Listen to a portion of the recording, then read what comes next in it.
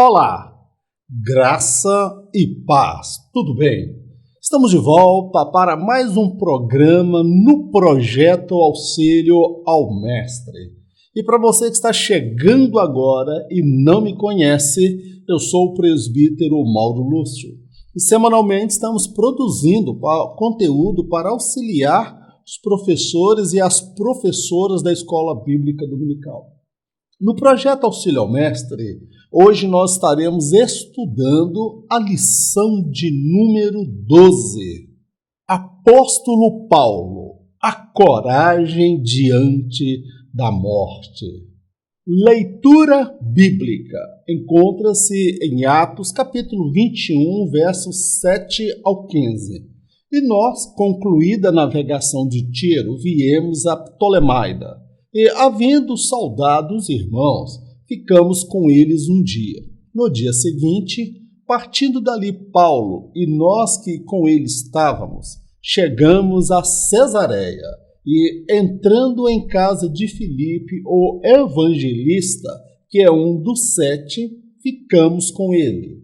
Tinha este 4 donzelas que profetizavam, e demorando-nos ali por muitos dias, chegou da Judéia um profeta por nome Ágabo, e vindo ter conosco, tomou a cinta de Paulo, e ligando-se os seus próprios pés e mãos, disse: Isto diz o Espírito Santo, assim ligarão os judeus em Jerusalém o varão de quem é esta cinta, e o entregarão nas mãos dos gentios.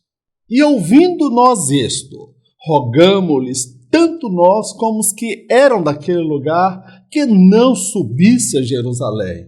Mas Paulo respondeu: Que fazeis vós chorando e magoando-me o coração? Porque eu estou pronto não só a ser ligado, mas ainda a morrer em Jerusalém pelo nome do Senhor Jesus. E como não podíamos convencê-lo, nós aquietamos dizendo: faça-se a vontade do Senhor. Depois daqueles dias, havendo feito os nossos preparativos, subimos a Jerusalém. Na lição de hoje, nós vamos falar da coragem de Paulo diante da morte. O Espírito Santo, amado, já havia comunicado a Paulo o que ele haveria de passar. Isto ocorreu quando ele ainda estava fazendo a despedida em Mileto, porque ele se despediu daquelas pessoas, dos irmãos. Ele diz que eles não mais veriam o rosto de Paulo, porque no íntimo dele, nas orações, na comunhão, o Espírito Santo havia revelado tudo o que ele haveria de passar, em especial em Jerusalém. Quando ele esteve na casa de Filipe, lá apareceu o profeta Ágabo, e ele profetizou, movido pelo Espírito, que Paulo seria preso em Jerusalém. Os irmãos ali, eles imploraram, suplicaram para que Paulo não fosse a Jerusalém. Mas, amados, o Senhor já havia preparado o coração de Paulo, o espírito dele, a alma, a mente e o coração. Ele estava realmente decidido, não somente correr o risco de ser preso, mas até mesmo morrer por conta do nome de Jesus.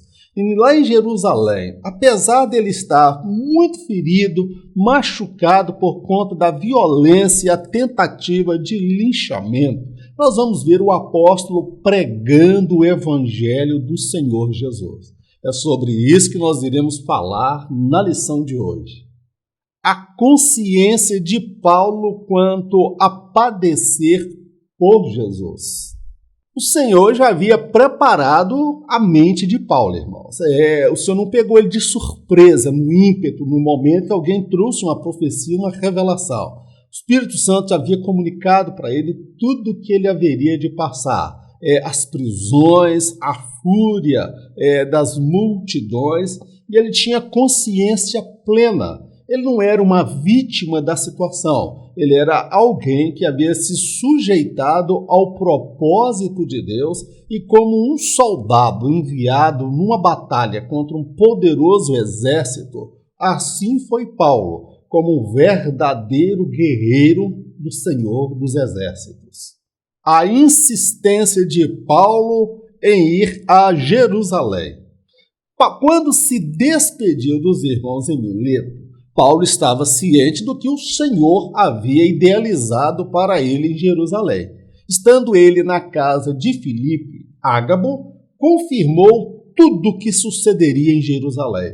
Como uma águia que voa por cima da tempestade, assim foi Paulo. Ele voou acima das nuvens, nos braços do Senhor. Ele encontrou paz para prosseguir diante dos vendavais da vida. Porque Paulo estava resoluto, decidido ir em Jerusalém. Eu vejo a determinação de Paulo semelhante à determinação de Jesus. Ele sabia que em Jerusalém ele seria crucificado, ele sofreria, ele seria caluniado, difamado. Mas ele seguiu adiante porque esta era a vontade de Deus, esse era o propósito de Deus. E Paulo já estava ciente disso antes mesmo de despedir dos obreiros em Mileto, passou por Tiro, passou por Cesareia e veio a Jerusalém. O profeta Ágabo veio confirmando, aquilo veio trazendo no coração de Paulo, no coração dos irmãos trouxe um certo pesar, temor, angústia por causa daquilo que Paulo iria passar. Mas o coração de Paulo estava, meu amado, como só o coração de um guerreiro, como uma flecha na mão do valente que está preparada para alcançar o alvo. Aqui eu faço uma analogia de Paulo que é semelhante à águia.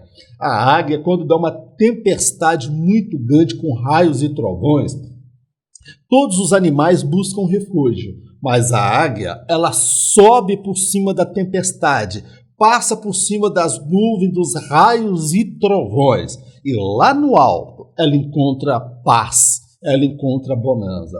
Paulo estava num nível de comunhão com o Senhor que os temores da morte, prisão, cadeia, apedrejamento, linchamento, não mexiam mais com o seu ser interior. Ele encontrou paz no Senhor para prosseguir diante dos vendavais pelos quais ele deveria passar.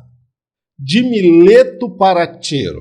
Na cidade de Tiro, os irmãos se entristeceram com o que haveria de suceder a Paulo. Eles até tentaram fazer com que ele mudasse de ideia e não fosse mais a Jerusalém. Quando perceberam tratar-se de um ato da soberania de Deus, todos se calaram e se curvaram ante a sabedoria de Deus. Na cidade de Mileto, meu amado, quando Paulo despediu dele de Mileto para Tiro, irmão, era unânime. As pessoas diziam, não, Paulo, não faz uma coisa dessa não vai para Jerusalém não.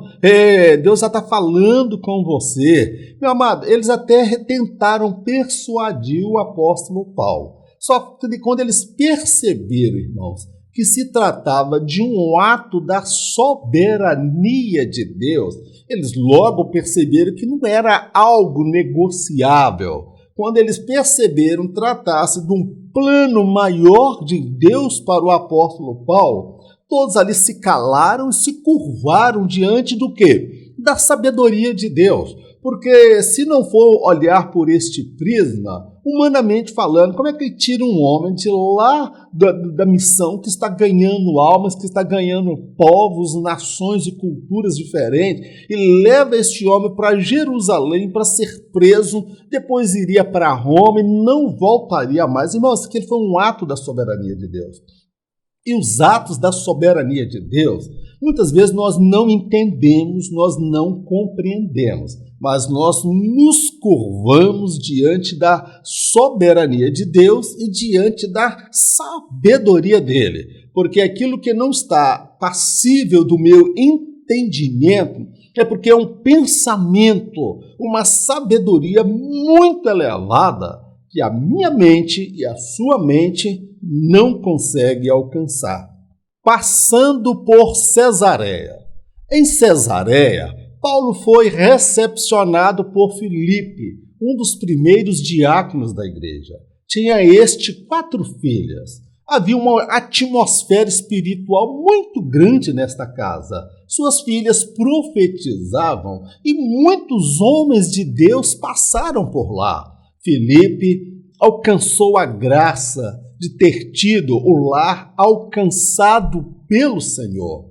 Que isto nos sirva de inspiração para todos que servem ao Senhor. Paulo chegou agora na casa de Filipe. Como nós já falamos ali, havia o profeta Ágabo. Mas eu quero abrir um parêntese aqui, para não ficar muito redundante esta lição de hoje, porque eu estou achando muitas vezes repetitiva e sem foco, mas vamos lá. A casa de Filipe. Irmãos, a casa de Filipe era um lar que é praticamente uma extensão da igreja. É um modelo de lar que nós precisamos ter como referência para a nossa vida. Veja só, ele era um dos 7 diáconos que foi levantado junto com Estevão.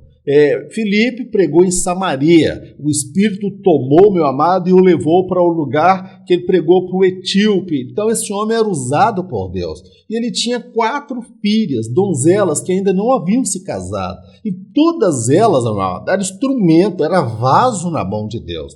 E na casa dele tinha o profeta Ágabo, a casa dele, Paulo passou por lá, apóstolos passavam por lá. Meu irmão, a atmosfera na casa de Filipe era algo impressionante, a atmosfera espiritual, a presença de Deus, a glória de Deus naquele lugar, meu amado. Eu fico olhando como Filipe foi um homem bem-sucedido. Ele teve a graça de ter a família alcançada pelo Senhor. Então, que isso sirva para nós, meu amado, de inspiração e motivação, para que todos nós possamos dizer um dia: talvez você não tenha essa oportunidade, mas vamos crer, vamos orar, que você ainda vai ter a oportunidade de dizer que eu e a minha casa serviremos ao Senhor. Foi naquele lar que o Espírito veio fortalecer as convicções de Paulo e preparar os irmãos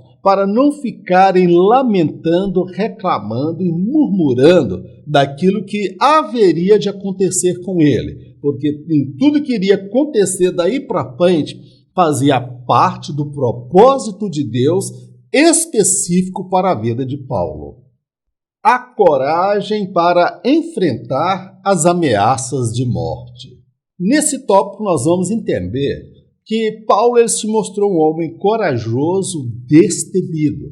Estava pronto para morrer e enfrentar a morte. Porque a morte para aquele que é crente em Jesus, amados, ela não é a última palavra. A morte para o crente ela tem um outro significado. A morte é que nos conduzirá às mansões celestes, tá bom, meu querido? Então Paulo ele estava imbuído desta coragem.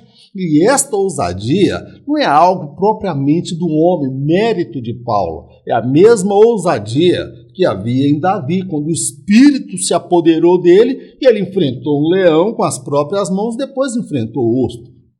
Esta coragem de Paulo era uma ousadia, uma intrepidez dada pelo Espírito, porque ele não era suicida, ele não era masoquista, tá bom, meu querido? Ele era um homem cheio do Espírito Santo e por isto ele zombou da morte e riu na cara da morte, porque ele sabia o prêmio que o estava reservando. O viver para ele era Cristo e o morrer para ele era lucro, porque ele estaria com Cristo.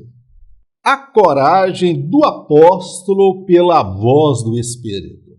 Jesus foi pressionado por Pedro a não ir para Jerusalém, pois lá ele seria entregue nas mãos dos romanos. De igual modo, Paulo sofreu forte pressão dos irmãos. Eles estavam movidos por um misto de razão e emoção. Por esta razão, não conseguiam discernir que era este o plano do Senhor. Após as sábias palavras de Paulo, todos se renderam ante a vontade de Deus.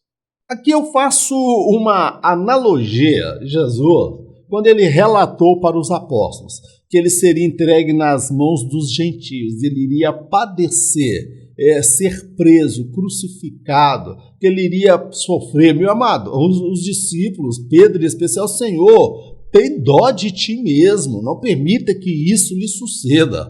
Amado, aquilo ali era emoção, sentimento, razão. E no caso ali, Jesus repreendeu o diabo na vida de Pedro. Mas no caso de Paulo, irmãos, vamos lá, nenhum pai, nenhuma mãe idealiza para o filho uma trajetória de sofrimento, de espancamento, de linchamento e de calúnia e difamação. Isso é óbvio, com as pessoas que nós amamos, nós queremos bem. As pessoas estavam movidas por um sentimento de mistura de razão e emoção. Por quê? Elas não conseguiam até então discernir o propósito de Deus para a vida de Paulo. Deus tinha um propósito específico, meu amado. E tem uma coisa, existe a vontade específica de Deus para a sua vida, é uma intimidade entre você e Deus, tá bom, meu querido? Eles não conseguiram entender, discernir. Por quê? Até então, pela razão, nós não conseguimos entender, pela lógica.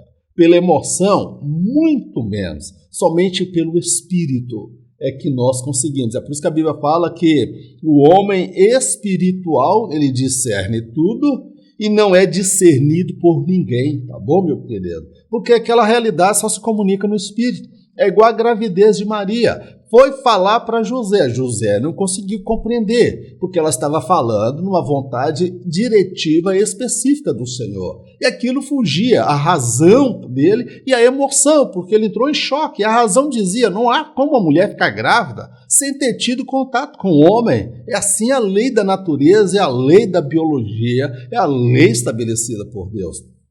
Mas Maria foi encontrar com Isabel. Ali elas estavam vivendo a mesma fé, grávidas por uma intervenção sobrenatural da parte de Deus. Agora, quando Paulo, ele espiritual, ele comunica para eles que ele estava decidido a seguir adiante, os irmãos logo perceberam que aquilo ali era parte do plano de Deus para a vida do apóstolo. Aí os irmãos se acalmaram, descansaram no Senhor, apesar deles não compreenderem, mas eles aceitaram e se renderam diante das palavras de Paulo, tá bom, meu querido?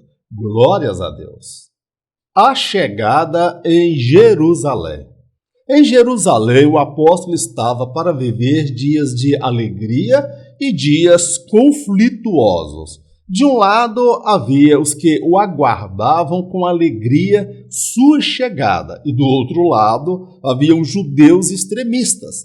Estes fariam de tudo para tirar-lhe a vida.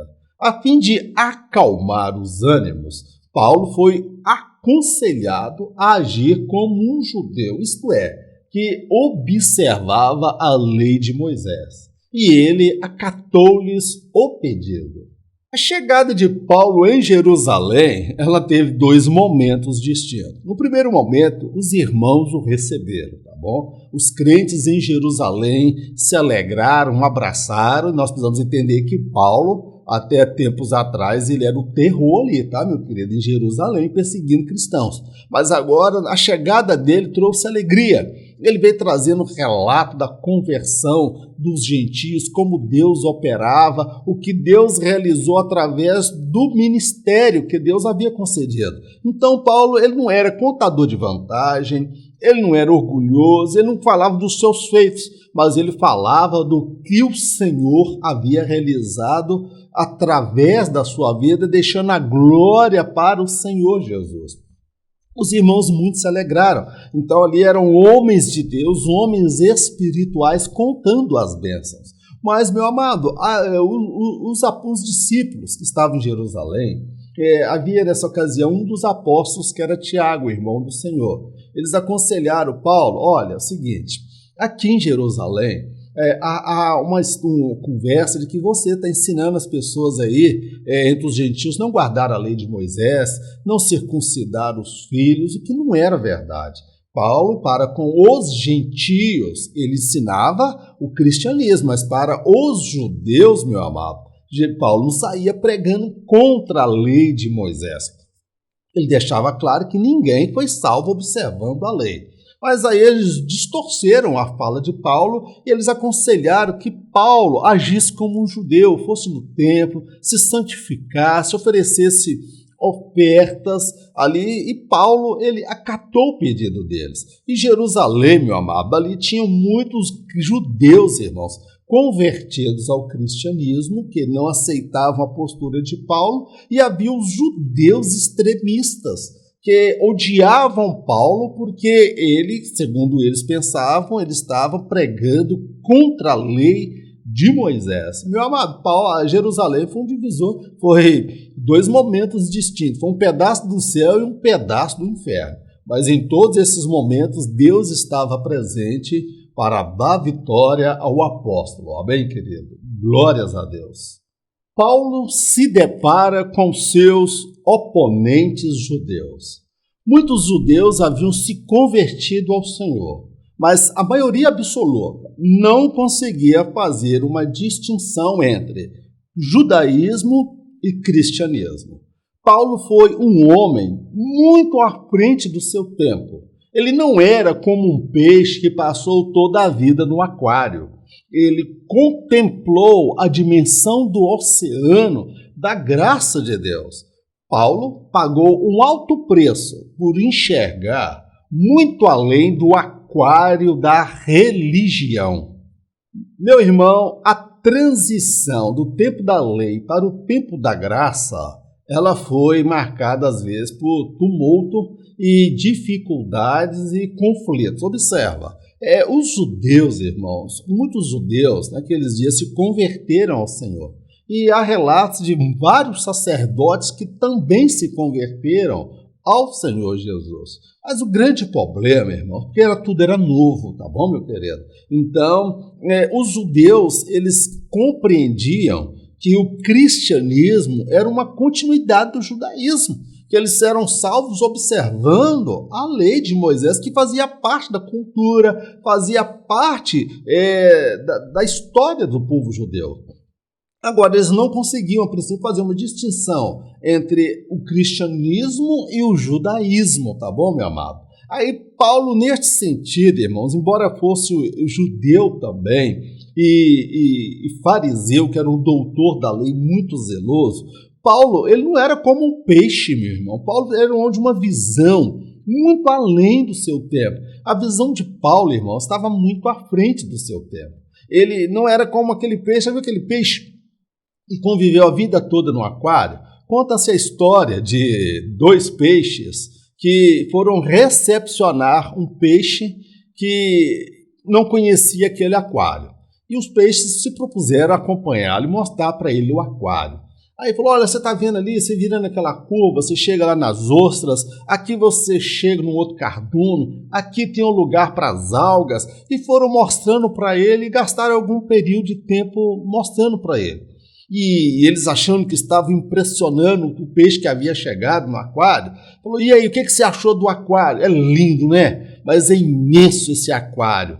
Ele falou, olha, eu conheço algo maior do que isso aqui. O quê? Não existe nada maior do que isso, sim. Eu conheço o oceano. Qual é o tamanho do oceano? É quase ou menos daqui ali, onde estão as algas. Que tamanho que é o oceano? Olha, o oceano, ele é infinito. O oceano é tão grande, mas tão grande, que não há como explicar para vocês. Espera lá, o oceano é maior do que isso aqui? Infinitamente maior. Ele falou, mentira, não existe nada maior do que este aquário. Então, Paulo, ele foi aquele homem que não viveu dentro do aquário da religião, irmão. A religião, ela prende as pessoas, mas Paulo, ele provou, ele enxergou o oceano da graça de Deus, que vai muito além da compreensão do homem daquela época, meu amado. Então nós compreendemos que Paulo pagou um alto preço por conta desta visão, muito além do seu tempo, porque ele não enxergava a vida com o prisma da religião, ele enxergava tudo a partir da revelação, da experiência que o Espírito Santo foi comunicando para ele. Então, amados, infelizmente, às vezes nós podemos não ser compreendido pelas pessoas. E o grande desafio é conviver com as pessoas que talvez não tenham o mesmo entendimento, a mesma compreensão que a sua. Alguém pode te julgar, te caluniar, te difamar, como o apóstolo Paulo passou. Eram homens que eu creio na salvação de muitos desses que se levantaram contra Paulo. Eles acreditavam estar fazendo um favor para Deus e que Paulo era o inimigo. Então Paulo ele já estava acostumado com aquilo. Quando ele perseguia cristão, ele acreditava que estava fazendo algo para Deus, estava errado. Agora que ele estava fazendo realmente algo para Deus, as pessoas queriam matá-lo. Então Paulo já aprendeu a lidar com isso aí, tá bom, meu querido? Então Paulo ele era um homem de uma visão muito além do seu tempo, amém? Glórias a Deus. Acusações e a prisão de Paulo no templo. Aqui nós vamos compreender a calúnia, a difamação, a inversão da fala de Paulo para justificar a prisão dele. No campo do debate, meu amado, ninguém consegue vencer um homem de Deus, um homem cheio do Espírito. E Paulo estava cheio do Espírito. Então eles tinham que fazer acusações infundadas para prender o apóstolo. Nós vamos ver que ele foi preso no templo a partir de um alvoroço que surgiu ali naquele lugar. As acusações mentirosas contra Paulo. Um trecho de uma fala fora do seu contexto não passa de um pretexto que visa induzir pessoas ao erro. Os judeus radicais estavam dispostos a tudo, tal como o diabo, distorceram as falas de Paulo e deram-lhes o sentido que lhes era mais conveniente. As acusações eram infundadas, mas nada disto impediu que uma multidão em fúria se levantasse contra a evidência. As acusações contra Paulo, irmão, elas não se sustentavam. Aí nós vamos ver aqui o seguinte, que uma fala fora do contexto do qual ela foi proferida, meu amado, é um pretexto. Então, eles pegaram uma fala de Paulo, um ensinamento de Paulo, junto aos gentios, e os judeus que vieram da Ásia, quando viram Paulo lá no templo, eles eram, Lucas vai dizer, várias vezes que eles foram motivados por inveja, foram motivados por ciúmes, porque Paulo, ele atraía multidões e alcançava multidões, e os judeus não alcançavam, e quando Paulo alcançava, ia lá os judeus querendo pescar no aquário do apóstolo Paulo. Então a questão ali não tinha nada a ver com questão doutrinária, eles davam movidos por ódio, por ciúmes, por questões de orgulho ferido, e aquela visão da religiosidade. Então nós vamos ver que eles pegam uma fala dele fora do contexto. E uma fala fora do seu contexto, meu amado, é apenas um pretexto para induzir as pessoas ao erro. Nós vemos que as multidões, elas são facilmente manipuladas, são muitas vezes obras de manobra das pessoas, amado. Aí nós vemos aí que o diabo ele pegou uma fala daquela que era de Deus, para que Adão e Eva não comessem do fruto, ele distorceu a fala e deu uma interpretação que era mais conveniente, tá bom, meu querido? Então nós vamos ver que aquelas acusações, elas não se sustentavam, mas eles estavam determinados, decididos a tudo, que era prender o apóstolo. Na verdade, eles queriam era lixar o apóstolo Paulo, tá bom, meu amado? Então aquilo ali foi um pretexto para que ele se levantasse contra ele. Muitos estavam ali motivados pela inveja, por ciúmes e por orgulho ferido. A prisão do apóstolo e o enfrentamento contra seus algozes. O fanatismo religioso é o mal a ser combatido. Quem se vale dele não aceita argumentações, não se curva diante da verdade ou da veracidade dos fatos. A religião nas mãos de homens maus pode representar um grande perigo, pois estes não têm escrúpulos. Um líder mau manipula as massas e silencia qualquer um que se levante contra a sua liderança e seus interesses pessoais. Nós vamos ver aqui, meu amado, o que aconteceu ali. O fanatismo religioso, irmão, isso é um perigo terrível.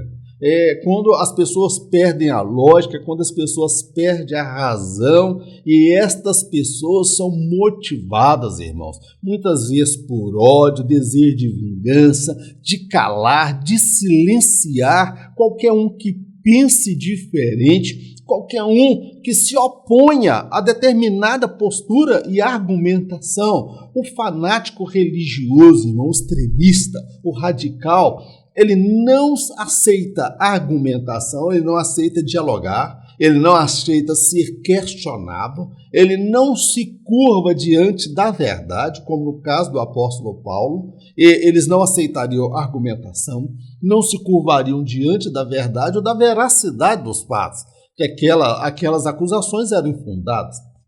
Então nós vemos aqui que líderes religiosos, inescrupulosos, de mau caráter, meu irmão, isso é um perigo, não é somente para o cristianismo, não. Em qualquer credo religioso, em qualquer religião, pessoas más, pessoas que, para alcançar os seus objetivos, para realizar os seus desejos, para se perpetuar no poder, essas pessoas não têm escrúpulos, eles manobram as multidões, eles conseguem enganar as pessoas, conseguem enganar as multidões com o discurso de ungido do Senhor, de homem de Deus, meu amado. Então, um líder assim, ele manipula as massas e silencia, mandando prender, mandando matar, corrompendo, comprando qualquer um que se levante contra a sua liderança e seus interesses pessoais e não os interesses de Deus.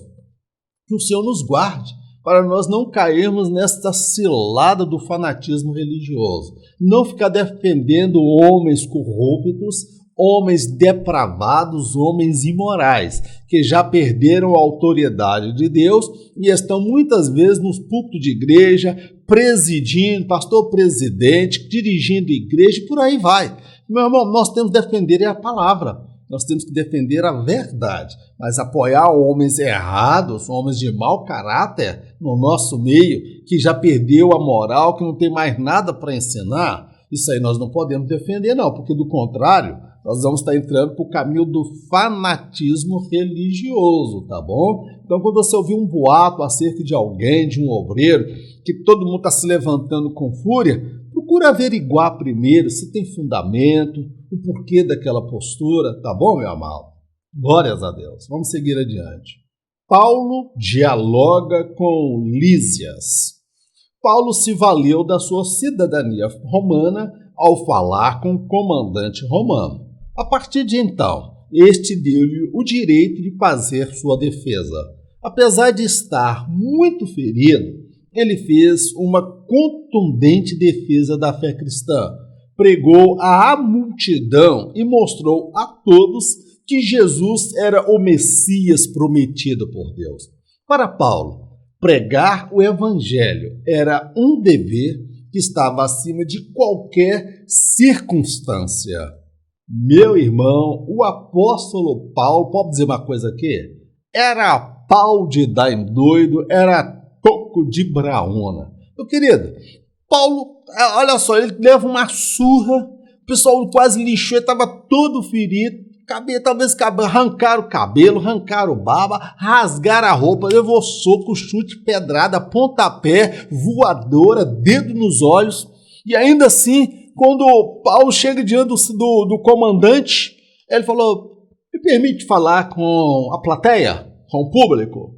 E ele se valeu, eu sou romano, não sou esse egípcio que você está pensando aí não, eu sou romano. E ele falou com ele, se apresentou, e diante disso o comandante romano deu ele o direito de fazer a sua defesa. E em vez de Paulo fazer a defesa, Paulo faz uma pregação contundente, Paulo faz uma defesa da fé cristã.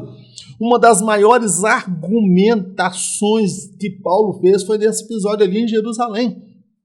Ele mostra para a multidão que Jesus era o Messias prometido por Deus. Irmãos, muitos de nós nesta hora estavam procurando o SAMU, pronto-socorro, estavam atrás de plano de saúde, atrás de médico, segurança, me salva, me socorra, que eles vão me matar. Não, meu irmão, o homem talvez estava com hematoma, nariz arrebentado, os olhos esbugalhados, todo arrebentado, e Paulo estava lá. Outra ocasião que ele viveu, quando ele estava junto com Silas, foram presos, tomou açoite, pau de arara, estava com as costas todas feridas, e por volta da meia-noite, Paulo e Silas adorando a Deus, irmão. E quando o carcereiro põe a cara querendo tirar, Paulo vai e prega. Irmão, para Paulo, pregar o evangelho, irmão, era um dever. Para ele não tinha momento, não tinha ocasião, toda oportunidade, até quando ele apanhava, Paulo estava pregando, irmão. Então, ele se valeu sim da sua cidadania, e ele não fez uma defesa propriamente sua. Ele mostrou que ele era judeu, que ele era fariseu, que ele estudou aos pés de Gamaliel, mas acima de tudo, Paulo prega, irmãos, ele anuncia o evangelho, e eu creio que muitos ali se converteram, muitos se voltaram para o Senhor. Paulo não estava nem aí se ele fosse morrer, se a multidão partisse para cima, para tirar a vida dele. Como diz, ele era como uma águia. Ele foi para o topo mais alto por cima das tempestades, irmão. Paulo encontrou paz, fruto do Espírito, paz, mansidão, alegria, bondade, benignidade. Meu irmão, é uma paz que supera a compreensão humana. O homem, ele ria na cara da morte. Paulo zombava da morte. Cadê morte? O teu agrilhão. Cadê o teu poder? Jesus venceu a morte, tá bom, meu amado? Ele, no final da vida, ele pôde dizer: combati um bom combate, não perdi nenhuma oportunidade, nem de bate-pau de arara. Falei tudo que o Senhor colocou nos meus lábios, porque o importante para mim é Cristo, falar de Cristo, anunciar a Cristo. Ele é a razão do meu viver e a razão da minha existência. Amém, querido? Glórias a Deus. Meu amado irmão, encerramos aqui mais uma lição. A lição de número 12, e a próxima lição, ela será a última lição deste ano de 2021. Quero desejar para você um feliz Natal, um próspero ano novo, que a bênção de Deus esteja sobre a sua vida no decorrer desse final de ano, no decorrer do ano que vem e todos os dias da sua vida. Quero agradecer a você no decorrer deste ano. Somou comigo nesse trabalho, nesse ministério Auxílio ao Mestre. Esse trabalho ele é feito pela fé, irmãos.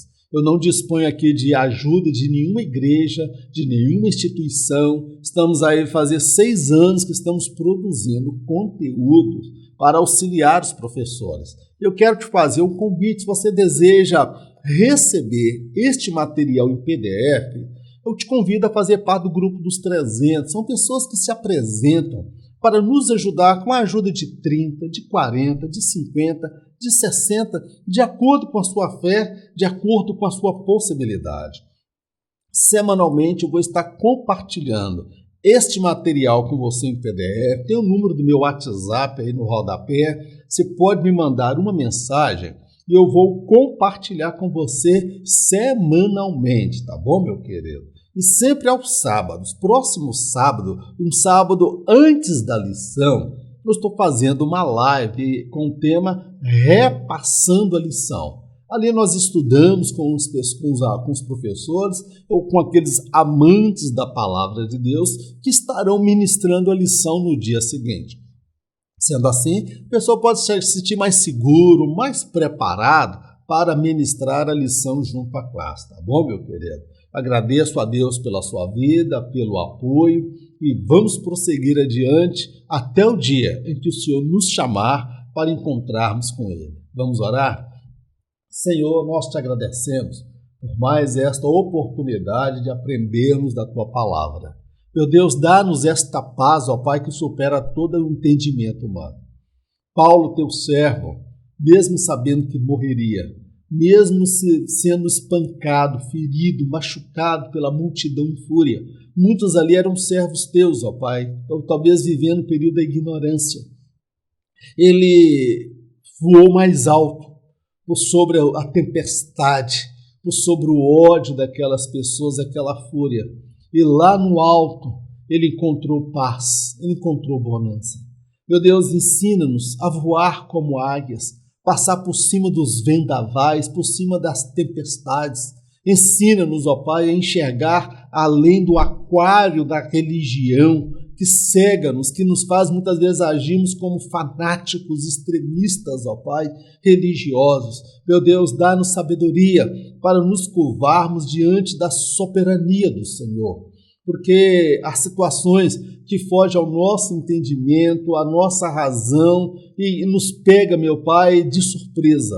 Mas nós pedimos ao Senhor que o Senhor venha nos ensinar a cada dia como servir ao Senhor, se curvar diante da Tua vontade e ter no Senhor a razão da nossa existência. Pai, fica conosco, nos abençoa e nos guarde, abençoa Teu servo, Tua serva, os mantenedores do canal, aqueles que participam do Grupo dos 300, que o Senhor faça prosperar o Teu povo em tudo que eles fizerem. Abençoa os que estão participando e aqueles que não puderam por razões que só o Senhor sabe, mas que a bênção do Senhor esteja sobre a vida de cada um. Pai, nós te agradecemos por tudo, em o nome de Jesus, amém. Que o grande amor de Deus, a graça do nosso Senhor e Salvador Jesus Cristo, as doces consolações do Espírito Santo de Deus, esteja com todo o povo de Deus, não somente hoje, mas para todo sempre. Em nome de Jesus, amém. Glórias a Deus. Meu querido, o ano está se findando e eu não sei se eu vou ministrar lição no ano que vem. Estou pensando aqui se eu vou ou não vou. Sabe por quê? Em caso de arrebatamento, eu não estarei aqui para ministrar a próxima lição. Mas não fica triste não. Em caso de arrebatamento, nem eu e nem você estaremos aqui. Em caso de arrebatamento, eu encontro com você por sobre as nuvens. E sabe quem vai estar lá no topo, no alto, nos aguardando? Lindo, maravilhoso? Ele mesmo, Jesus Cristo, o amado das nossas almas. Forte abraço, fique na paz, Deus te abençoe, em nome de Jesus.